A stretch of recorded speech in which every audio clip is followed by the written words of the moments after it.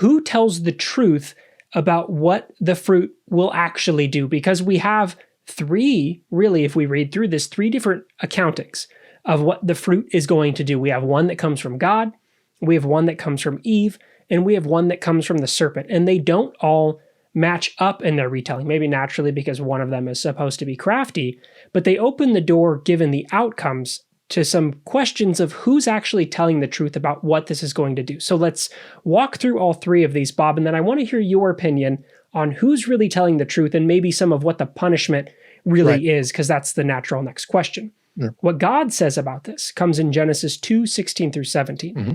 And the Lord God commanded the man, "You may freely eat of every tree of the garden, but of the tree of the knowledge of good and evil you shall not eat, for in the day that you eat of it, you shall die."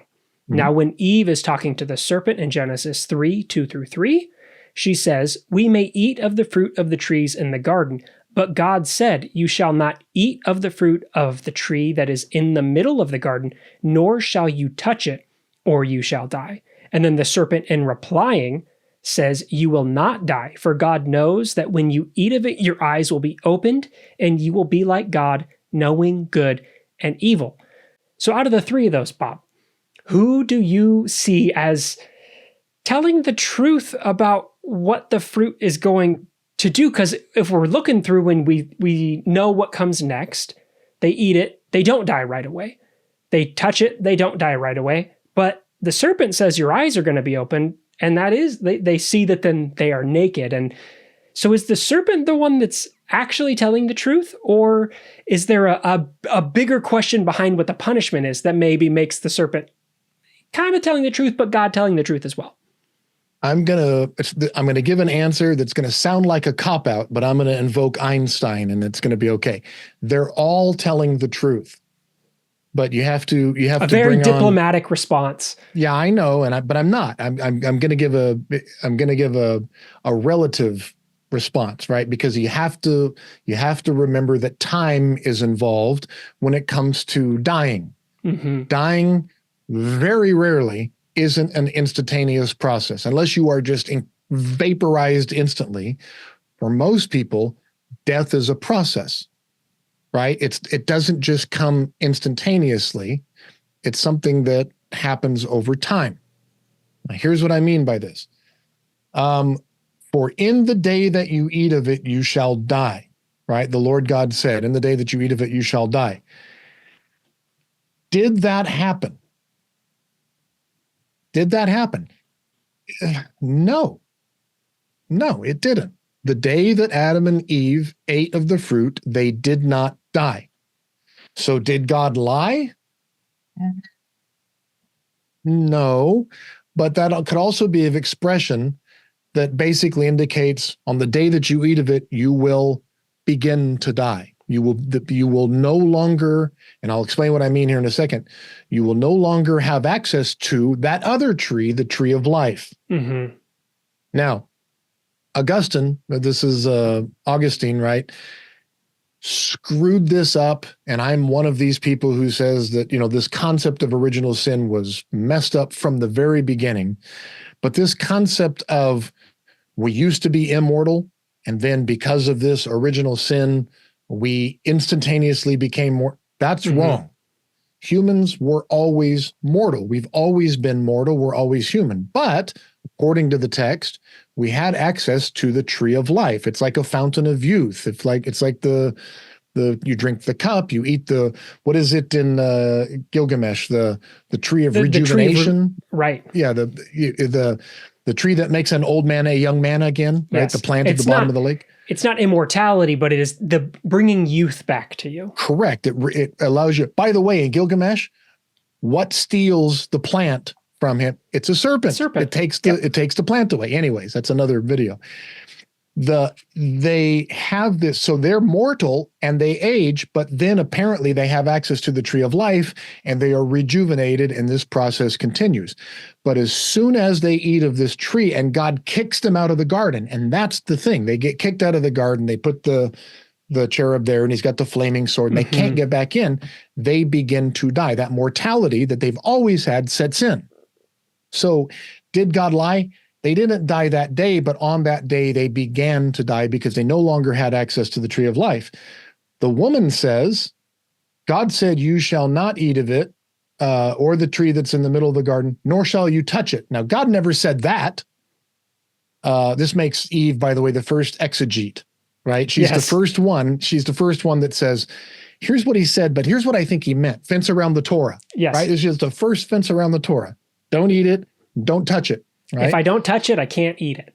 Don't eat it. So she's being a good Jewish rabbi here and putting our first fence around it. And the serpent said, you will not die. Your eyes will be opened, which was true. Yes. They didn't drop dead.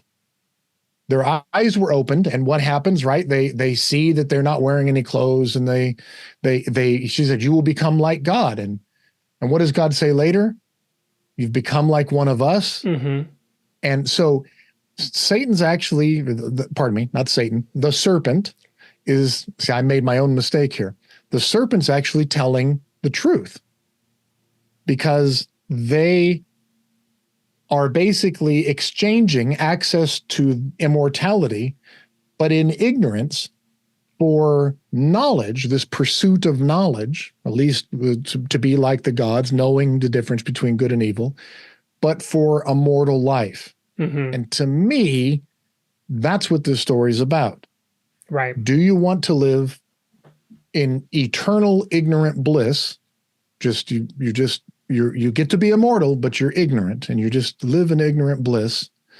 Or do you choose to be immortal, but you get to pursue knowledge and you get to have the ups and downs of a human. You get to understand what it truly means to be human, pursuing wisdom, pursuing knowledge. And Adam and Eve choose to be human, even though they know it means that they're going to die. Now that's me sermonizing, right? That's me giving a theological interpretation.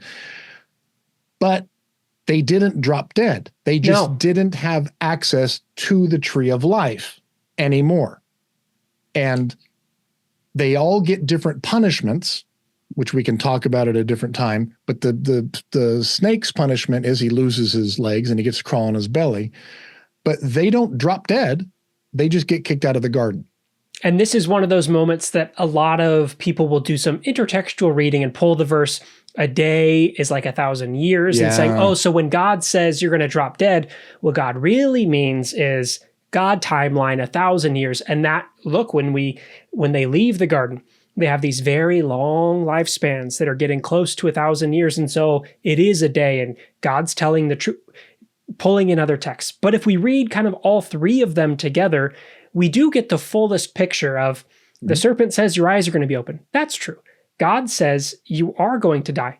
So all of these pieces, when put together, like you said, yes to all of them. Mm-hmm.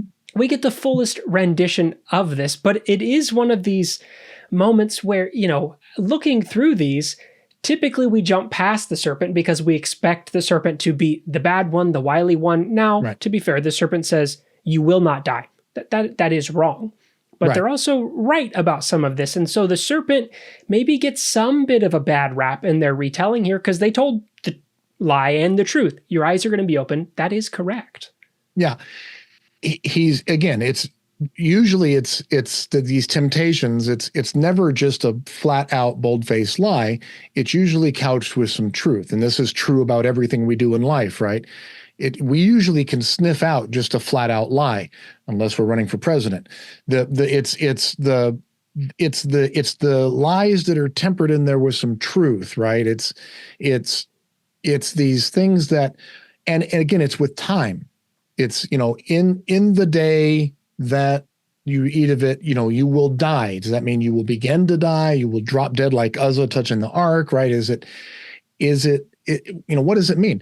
So did they begin to die? Did they lose access to the tree? Yes. So in that sense, God's right. Did they drop dead? No. So in that sense, that wasn't true.